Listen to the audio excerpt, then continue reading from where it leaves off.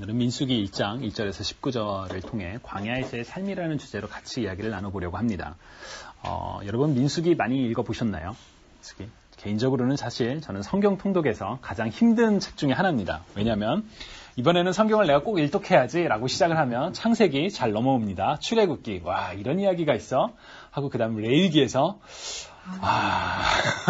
그리고 그 레위기의 산을 어떻게든 넘고 나면 나오는 게 바로 이 민수기인데요. 민수기, 특히나 오늘 본문 딱 보면 누구의 아들은 누구, 이 발음도 쉽지 않아요. 그런 이름이 쭉 나오고 나중에 이제 1장 후반부에 가면 무슨 지파에는 몇 명, 어느 지파에는 몇 명 이런 숫자만 계속 나오게 합니다.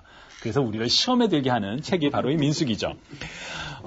우리는 성경을 통해 하나님의 뜻을 깨닫고 우리가 우리의 신앙을 어떻게 어느 방향으로 나아가야 될지 깨닫기를 원하는데 사실 익숙하지 않은 외국인의 이름과 그리고 많은 숫자들이 반복되어 나오면 막 읽기 힘들고 내가 이걸 읽어야 되나? 그냥 저기 좀 쉬운 요한복음 이런 데 넘어갈까? 이런 생각이 들기도 하죠.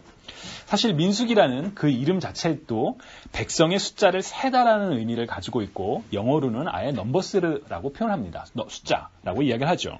근데 사실 민수기의 원래 히브리어 제목은 넘버스가 아닙니다. 민수기가 아니고 원래 히브리어 제목은 베미드 마르라고 해서 광야에서라는 뜻입니다. In the wilderness, 광야에서라는 그런 뜻이죠. 근데 이게 번역의 과정에서 이 히브리어 제목 대신 숫자를 1장과 26절에서 이제 백성들의 숫자를 세기 때문에 민수기라는 넘버스라는 이름이 붙였어서 오늘날까지 왔죠. 자, 그러면 광야에서 무슨 일이 일어났을까요? 여러분 광야에서 무슨 일이 일어났나요? 네, 이게 이스라엘 출애굽 지도인데요. 이 지도를 보시면 이스라엘이 출애굽한 후에 시내산에 도착하기까지 한 1년이 걸리지 않았습니다. 이제 여기서 출발을 해서 실제로 여기까지 온 시간은 한 3개월 정도라고 학자들은 이야기합니다. 그리고 이 시내산에 도착해서 이제 모세가 시내산에 올라가서 그 십계를 받고 율법을 듣고 또 하나님께서 어떻게 성막을 만들지 그러한 자세한 내용들을 말씀해 주시죠. 그리고 그 지시에 따라 성막을 건축하게 됩니다. 성막 또는 오늘 본문에서 이제 회막이라는 표현으로 사용되는데요. 그 회막으로 번역된 사실 거대한 텐트죠. 그래서 영어에는 그냥 태버나클에서 그냥 텐트 이런 느낌이 있는데 그 텐트는 이스라엘 가운데 임재하시는 하나님을 경험하게 하는 굉장히 중요한 장소였습니다. 이스라엘 그 무리 가운데 중심에 이 하나님의 회막이 위치했었고요. 이스라엘이 어디로 가든지 항상 이 회막도 같이 움직였습니다. 그래서 우리가 이스라엘이 항상 하나님과 함께하고 있구나. 하나님이 우리와 함께 하시는구나. 그거를 눈으로 보고 경험할 수 있는 그런 장소였지요. 어떤 학자들은 이 움직일 수 있었던 성막이 오늘날과 같이 이제 성전, 교회로 장소가 고정되면서 그 의미가 좀 퇴색되었다라고 이야기를 하기도 합니다. 사실 어디서나 움직이는 어느 곳에나 항상 계시는 하나님의 그 모습이 이제 예루살렘 성전으로 고정이 되면서 우리가 예루살렘으로 가야지만 하나님을 만날 수 있어 라고 착각을 하게 되고 이스라엘 사람들이 실제로 그랬죠. 그리고 오늘날 살아가는 우리 같은 경우에도 일상에서 나는 예배드리지 않아도 상관없어. 그냥 열심히 살아야지. 하지만 내가 주일에 교회만 가서 하나님께 예배드려야지. 교회만 가서 내가 하나님께 예배드릴 수 있어. 라고 착각하는 원인이 되었다라고까지 이야기를 하기도 합니다. 우리 삶의 가장 최고의 예배는 교회에 주일에 와서만 드리는 예배가 아니라 하나님께서 우리에게 주신 모든 호흡의 순간 동안 하나님의 이름을 기억하고 예배하는 바로 모든 삶 속의 예배가 되어야 되겠죠. 어쨌거나 하여튼 그 성막을 만들었습니다. 그리고 성막을 만들고 난 뒤에 오늘 본문 민수기 1장 1절에 기록된 것처럼 이스라엘이 출애굽한 후에 둘째 해, 둘째 달, 첫째 날, 곧 13개월이 지난 후 첫날에 이제 하나님께서 이제 본격적으로 우리 저기 약속의 땅을 향하여 함께 가자라고 말씀하시는 이제 시작 장면이 바로 민수기 1장입니다. 그리고 그 떠날 채비를 하면서 첫 번째로 하나님께서 명령하신 게 오늘 본문 3절에 나온 것처럼 전쟁에 나갈 수 있는 20살 이상의 남성의 숫자를 세라고 말씀을 하십니다. 인구를 조사한다는 것. 사실 미국도 센서스를 하나요? 제가 한국은 10년마다 하는 걸 알고 있는데 제가 미국에 온 지 이제 한 5년? 6년 차라서 아직 잘 모르겠어요. 한 적이 있으셨나요? 미국에 와서? 했죠. 아, 그래요? 미국에서? 네. 1년 전에 시카고에 있을 때 언제나 해도 기억이 안 날지. 그렇게 우리가 센서스를 하는 이유는 사실 우리가 지금 상황이 어떻다. 우리 이제 뭐 사실 인구에 따라서 여러 문제가 다 걸리죠. 그런 걸 이제 보기 위한 그런 건데. 그래서 인구를 센다라는 건 우리 상황을 아는, 파악하는 그러게 됩니다. 내가 지금 얼마나 할 수 있는지 자신들의 세력과 그 필요한 것들을 가늠하는 것이죠.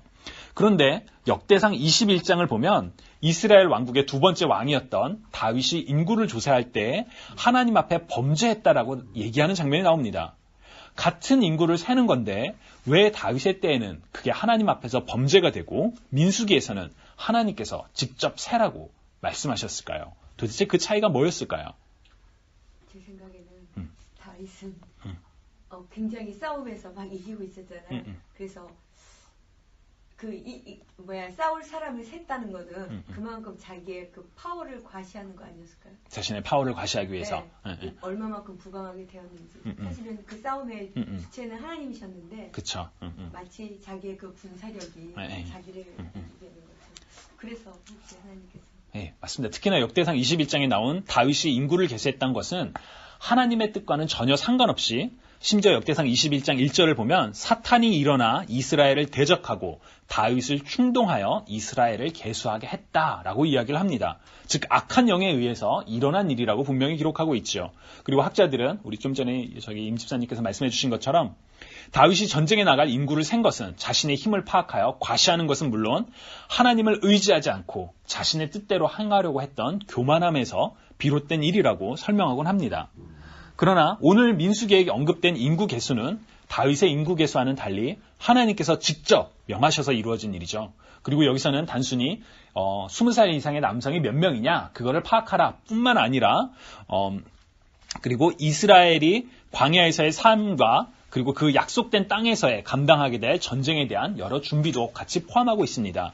특별히 4절부터 16절을 보면 하나님께서는 각 지파의 리더들을 한 명씩 세우라고 말씀하셨고 각 지파마다 리더가 세워지는 장면들을 우리가 볼 수 있습니다. 12지파로 구성된 이스라엘은 사실 이미 조직이 있었지만 하나님께서는 본격적으로 조직을 재정비하라 라고 말씀하신 것이죠. 모세와 아론 그리고 몇몇 소수가 감당하는 것이 아니라 각 자리에 필요한 리더들을 세우고 그들로 하여금 더욱 짜임새 있고 체계적인 조직을 만들려고 하시는 상황이라고 우리가 이해할 수 있습니다. 지난번에도 잠깐 나누었지만 저는 사실 교회 사역이 사실 사역뿐만 아니라 우리 일반 삶에서도 마찬가지죠. 교회 사역에서 필요한 자리에 리더들을 세우고 그들에게 책임과 임무를 맡겨서 일을 진행하는 것은 참 중요하다고 생각을 합니다. 단순히 기존에 세워진 리더들의 부담을 줄이기 위해서 또 리더를 세우는 것이 아니라 그렇게 함으로 일을 분산하고 여러 리더들이 함께 교회를 세우고 만들어가는 공동체가 될 수 있기 때문이죠. 교회는 어느 한 사람 혹은 어느 소수 집단의 것이 아니라 모든 구성원들의 집단, 그래서 구성원이 함께 만들어가는 공동체가 바로 우리 교회입니다. 그리고 이렇게 구성원들이 하나가 되어 공동체로 이렇게 일할 때 정말 놀라운 일들이 일어나죠. 제가 지난번에 참석하고 왔던 오렌지 컨퍼런스에서 이런 협력의 시너지를 굉장히 강하게 느낄 수가 있었습니다. 다양한 재능을 가진 사람들을 적재적소에 세우고 그 사람들이 정말 그 열정과 행복해 보이는 모습으로 함께 일하는 모습이 정말 대단하다라는 인상을 받았었거든요. 우리 교회에서도 이러한 협업의 시너지가 생긴다면 참 좋겠다라는 생각이 됩니다. 그렇지만 우리는 보통 이런 일을 좀 맡아주시지 않겠습니까? 라는 이야기를 들으면 제가요? 나 그거 좀 힘들 것 같은데 기도해 볼게요. 이런 말을 하곤 하지요. 그렇기 때문에 사실 우리 공동체에서는 각자가 가지고 있는 재능이 무엇인지, 그 상황이 무엇인지를 잘 확인하고 그 사람에게 주어진 환경과 능력에 맞춰서 일을 감당할 수 있도록 그렇게 배려를 하고 협력할 수 있도록 적극적으로 동기를 부여하고 필요한 교육과 훈련을 병행할 필요가 있습니다. 또한 협업하는 과정에서 세워진 리더들이 중간에 지치지 않도록 계속 위로하고 돌보는 일들도 우리 교회가 할 일이죠. 근데 부끄럽지만 저도 이러한 원리를 알아도 사실 우리 교육부에서 선생님들이 막상 세우고 여러 가지 일을 하시지만 잘 안 될 때가 많습니다. 그렇지만 여러분, 우리가 잘 안 된다 할지라도 그래서 포기하는 것이 아니라 그럴 때도록 더 같이 노력하고 같이 고민하는 과정이 더 정말 필요하다고 생각합니다. 여러분들께서도 이런 부분들에 대해서 우리 같이 기도하고 하나님 정말 제게 주신 그 재능이 우리 공동체를 세워가는데 하나님께서 피로 세우신 예수 그리스도의 피로 세우신 우리 교회 공동체를 세워가는데 같이 하기를 원합니다. 라고 우리 같이 기도하고 또 적극적으로 참여하며 그리고 무엇보다 기쁨으로 이 공동체 일에 참여했으면 좋겠습니다. 이런 공동체를 세워나가는 관점에서 민수기 전반부, 특히나 1장을 읽게 되면 단순히 어려운 사람의 이름과 지루한 숫자가 아니라 우리의 시각이 조금 다르게 민수기 1장을 읽을 수 있지 않을까 싶습니다. 광야에서의 삶을 앞두고 공동체를 세워나가는, 정비해나가는, 그래서 함께 하나님의 사람들이 힘을 합쳐나가는 과정이 바로 민수기 1장에서 시작되고 있는 것이죠. 그런 마음으로 보면 지루하고 재미없는 민수기라 할지라도 조금 더 우리가 재미있게 볼 수 있지 않을까라는 기대가 있습니다. 아까 민수기의 원래 히브리어 제목이 뭐라고 했었죠? 광야에서. 그렇죠. 광야에서. 여러분 광야는 어떤 장소일까요? 척박하고. 네. 이게 그 시내산을 비춘 그 광야의 사진이고요. 가도 끝이요. 거의 뭐 돌산이죠. 저기서 텐트를 어떻게 쳤을까 싶어요. 그러게요. 여기는 이제 산 정상이라서 이렇고요. 아까 그 이제 이스라엘이 여기서 이제 시나이산에서 민수기 1장에서 오늘 인구를 세고 출발을 합니다. 그리고 나중에 이 가데스바네까지 올라갔을 때 민수기 13장과 14장에 보면 정탐꾼을 보내죠. 여러분들이 아시는 것처럼 정탐꾼 중에 12명이 갔다가 10명이 우리 못 가요. 저기 가면 죽어요. 라고 얘기해서 하나님께서 진노하시면서 너네들 40년 동안 이제 못 들어갈 거야. 하고 방황하는 여기가 영어 발음은 그 G거든요. 그 신광야인데 신광야 사진은 이렇습니다. 이게 풀이 있네요. 그러니까 풀이 아예 없는 사막은 아닌데 굉장히 척박하죠. 어디로 가야 될지도 모르는 그런 장소죠. 그래서 저는 시나이 반도 여행하는 거 프로그램 보면서 그 시나이 그 후레스산이랑 거기를 보여주는데 진짜 불평했겠다. 불평이 이 사람들 어떻게 불평하는 거야가 아니라 불평했겠다 생각이.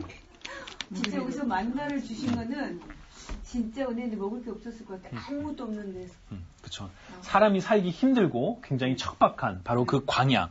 근데 여러분 민수기가 이 광야에서 조금 더 특별합니다. 왜 특별하냐면 민수기는 이스라엘이 약속의 땅 가나안으로 들어가기 위해서 통과해야만 하는 바로 그 광야를 이야기하고 있기 때문입니다. 그리고 뿐만 아니라 이제 나중에 그 40년을 방황하면서 하나님께서 이스라엘을 연단하고 단련하고 훈련시키는 바로 그 장소이죠. 여러분 우리 삶에도 이런 지금 여기가 어디예요? 이게 지금 현재의 사진이에요. 그 신광야라고 불리는. 지금 어느 나라에 속했어? 이스라엘? 이스라엘이 아니라 아마 이란이나 이라크 쪽. 시나이반도가 저기 이집트 선상이고 여긴 또 위쪽이니까 이라크 쪽이에요. 이라크 쪽 그쪽일 거예요. 그럼 석유는 나올 거 아니야? 석유도 안 나오는 근데 그 당시에는 그걸 몰랐을 테니까요. 여러분 우리 삶에도 이런 광야가 있을까요? 여러분의 삶에도 이런 광야가 있었나요? 인생의 광야는 많지.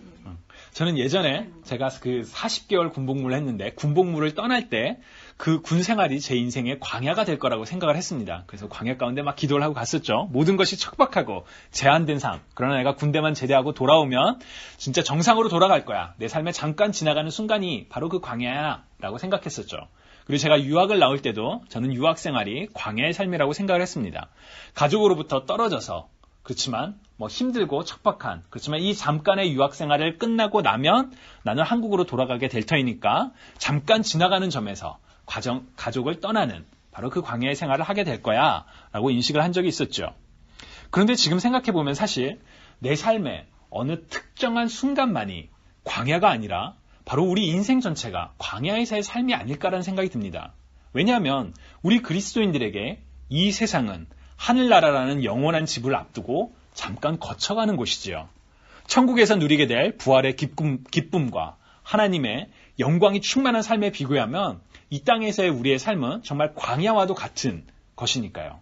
특히나 제가 아까 군대 그리고 유학에 임할 때의 그 마음가짐, 이곳은 힘들지만 잠깐이야. 그래서 내가 더 힘을 내서 이 생활을 버텨내야 돼 라고 다짐했던 그 마음가짐은 사실은 우리 이 삶을 살아가는 우리 그리스도인들에게 필요한 삶의 마음가짐이 아닐까라는 생각이 듭니다.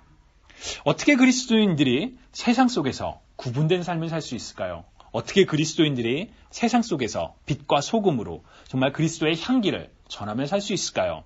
저는 기본적인 것은 우리가 성령 충만해야 되지만 그런 삶을 살아가는 우리의 마음가짐에는 바로 이 광야에서의 마음가짐, 이 광야에서의 삶에 이 광야가 내가 힘들다 할지라도 내가 받는 믿음을 따라 행함이 있는 믿음의 삶을 위하여 살아갈 때 우리는 세상 사람들이 하지 못하는 사랑을 할 수 있고요. 원수마저 우리가 사랑할 수 있고 세상 사람들이 하지 못하는 나눔, 곧 내 것을 아낌없이 포기하고 나누는 그러한 삶을 살 수 있다고 믿습니다. 그렇다면 우리는 우리 자신에게 이런 질문을 던져봐야 됩니다. 나는 광야에서의 삶을 살아가고 있는가? 혹은 나는 광야에서의 삶을 준비하고 있는가? 오늘 민수기 1장에서의 핵심은 단순히 인구를 개수하고 리더를 세우는 데 있지 않습니다. 광야에서의 삶, 단순한 여행이 아니라 영적 전투라고도 할 수 있는 그 척박하고 힘든 광야에서의 삶을 준비하는 것이, 그리고 내 뜻 따라 준비하는 것이 아니라 우리의 아버지이시자 우리를 인도하시는 하나님의 뜻에 따라 준비하고 있냐는 것이 바로 민수기 1장을 통해 우리가 생각해 볼 수 있는, 아니 우리 스스로에게 물어봐야만 하는 질문들이죠. 여러분, 광야에서의 삶을 준비하고 계신가요? 광야에서의 삶을 살아가고 계신가요? 우리의 정체성을 분명하게 잊지 않았으면 좋겠습니다. 우리 삶의 목적은 이 세상에서 더 좋은 것을 누리고 더 맛있는 것을 먹고 건강하고 장수하고 높은 지위를 얻어 사람들로부터 명예와 존경을 받는 데 있지 않습니다. 더 좋은 집, 더 좋은 차, 더 좋은 환경, 우리 자식들이 더 잘 되기를 바라는 것이 우리 삶의 목적이 아닙니다. 우리는 잠깐 있게 될 이 땅에서 영원한 하나님 나라의 소망을 품고 살아가는 그리스도인들이죠.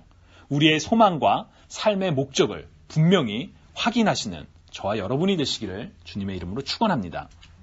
한 가지 우리 삶의 소망이 하늘나라에 있다고 하여 이 세상의 모든 것을 포기하고 금욕하는 삶을 사시지는 않으셨으면 좋겠습니다. 광야에서의 삶은 정말 사진으로만 봐도 너무 힘들고 어려운 삶이지요. 그렇기 때문에 우리가 포기하고 감수해야 하는 것들이 참 많습니다. 그러나 하나님께서는 저 광야 속의 삶 속에서 이스라엘과 함께 하셨습니다. 옆에서 멀리 지켜보신 게 아니라 그들의 무리 한가운데 성막을 통해 낮에는 구름 기둥으로 밤에는 불 기둥으로 이스라엘을 인도하시며 삶에 임재하시고 동행하셨지요.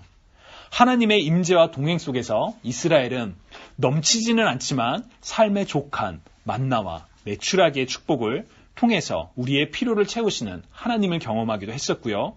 물리적으로는 불가능한 상황 가운데 물이라고는 도저히 찾아볼 수 없는 저 환경에서 물이 솟아나는 그런 경험을 하기도 했습니다.